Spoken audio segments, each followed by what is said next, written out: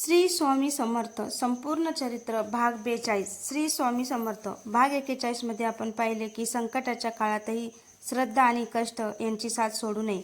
आता पाहूया एका लोभी सावकाराच्या जीवनात स्वामी समर्थांनी घडून आणलेला परिवर्तनाचा प्रसंग. लोभांचा त्याग.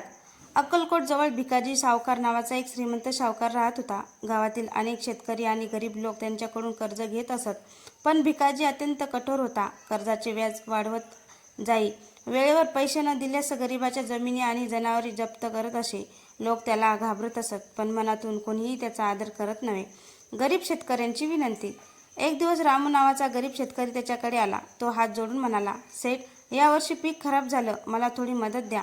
पुढच्या हंगामात तुमचे सर्व पैसे परत करीन. भिकाजी कठोरपणे म्हणाला, मला कारण नको. उद्यापर्यंत पैसे नाही दिलेस तर तुझी बैलजोडी माझी. रामू निराश होऊन बाहेर पडला आणि स्वामी समर्थाचे नाम घेत अक्कलकोटकडे निघाला. स्वामींचा संदेश.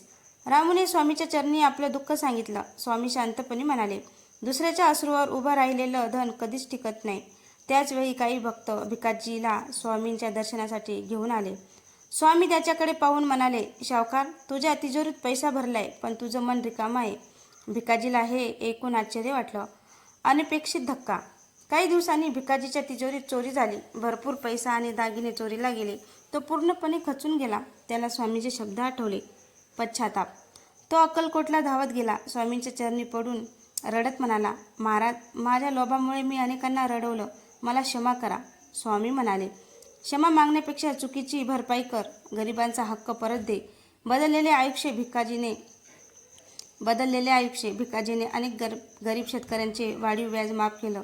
ज्यांची जमीन जप्त केली होती ती परत केली. गावात गरीब विद्यार्थ्यांसाठी शिक्षणाची आणि गरजूंना अन्नदानाची व्यवस्था केली.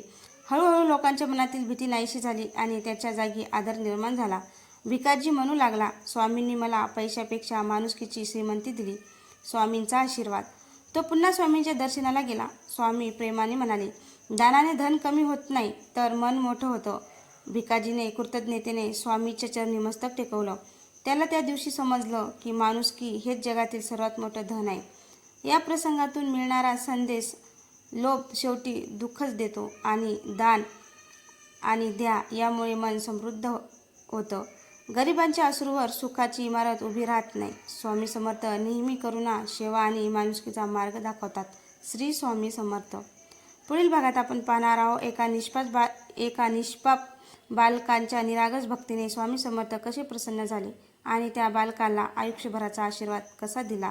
हा अत्यंत भावस्पर्श प्रसंग पाहूया पुढच्या भागात. धन्यवाद.